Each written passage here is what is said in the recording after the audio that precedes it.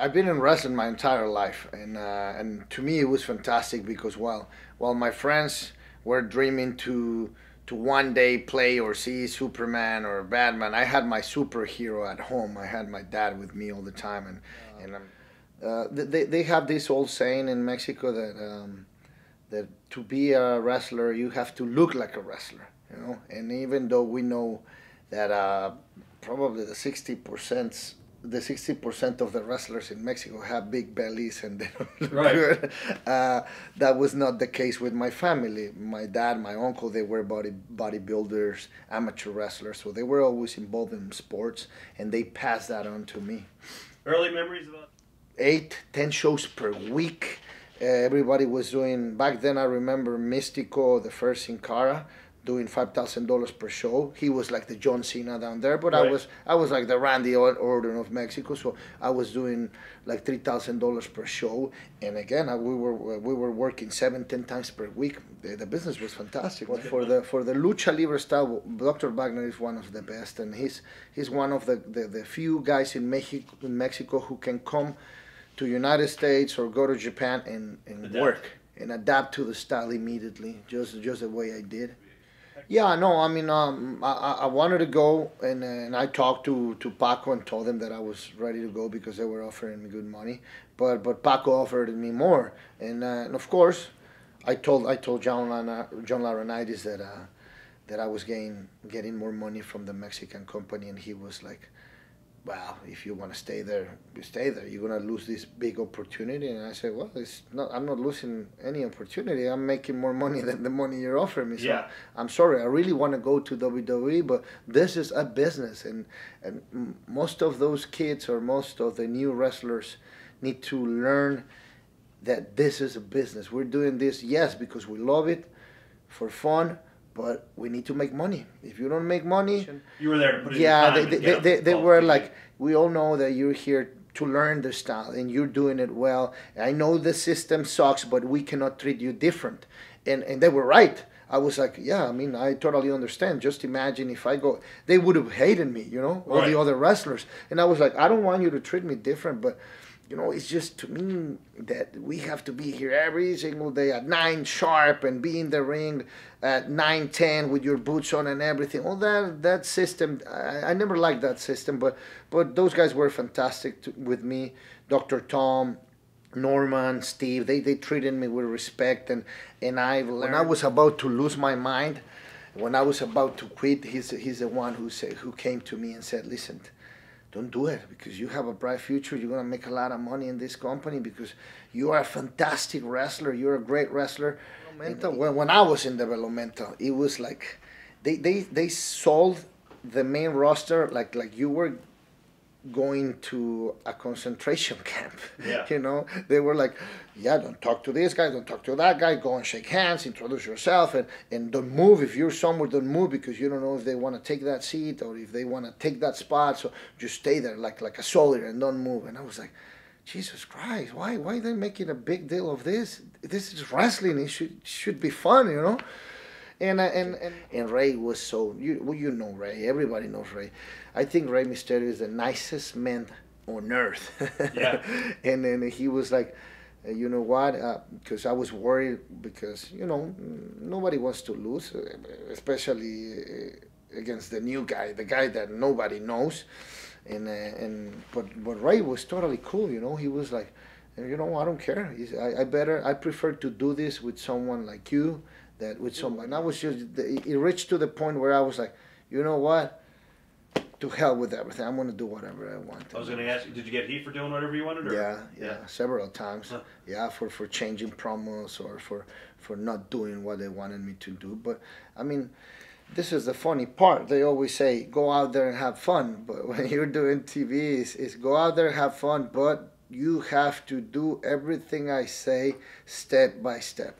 How the hell are you gonna have fun?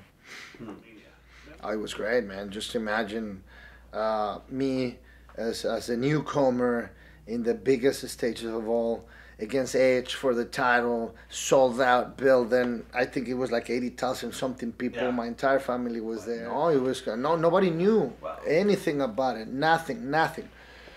Uh, until that morning, I was supposed to win that night, and then they changed it.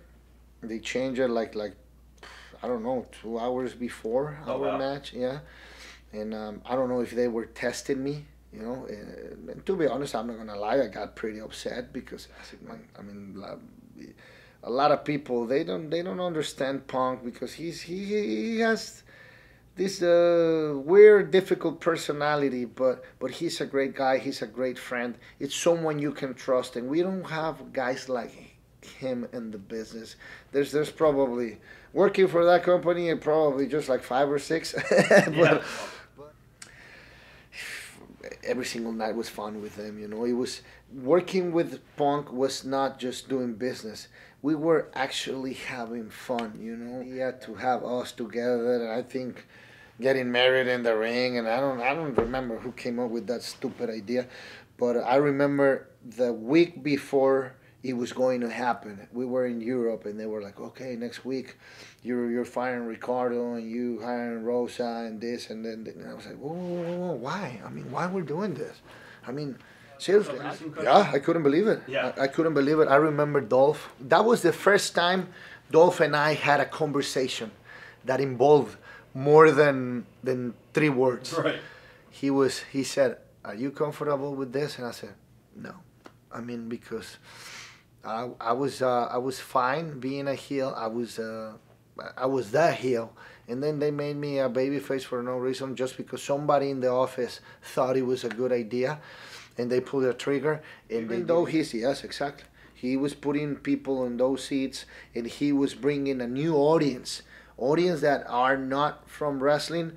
They were there just because The Rock was there.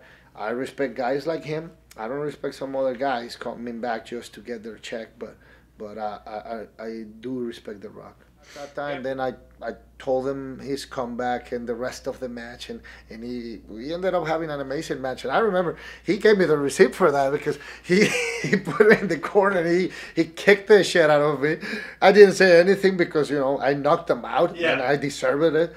And it was just an accident. I'm one of the safest workers in the business, but that day, I mean, it was just that crazy. What El Santo said to me when he saw me in Mexico, he was like, "Listen, brother, we are doing 5 per show. People like Blue Demon, me, and the first Sin Cara. In wrestling words, if we're doing 5, in wrestling words, Rey Mysterio is God and Alberto El Rio is the devil. If we're doing that amount, you guys gonna make a lot more here with us." And it's happening. I went down there and they offered me a contract WWE style with the downside and royalties and everything, and I can pretty much tell you that I'm doing the money I was doing my last weeks in WWE already, and that's just with Mexico. I'm not counting sign-ins and special appearances. This is so funny because yes, they have all these programs against concussions and something, but if for some reason you cannot perform that day, if you say I'm hurt, they remove you from everything. So I worked concussed several times, and I didn't say anything because I remember after the first concussion, they removed me from the pay-per-view. I lost a lot of money, and then they gave my spot to somebody else, and I was like, Jesus Christ! No, in the ring, every day in the ring. I mean, I'm gonna tell you this story with, and this is why I love pro wrestling. 3 or 4 years ago, Dolph Ziggler and I didn't talk one word in the locker room. Called all the Yeah, we were just like, "Hey, what's up, man? What's up, buddy?" And when we started to work together, it was one of those. I think back then he didn't like me and I didn't like him. I think I don't know because Right. I was never one of those guys happy with just going out there and do whatever to get my check. No, I have pride for what I do. I love this business more than anybody I know, and to me it's a matter of pride. It's not just about the money.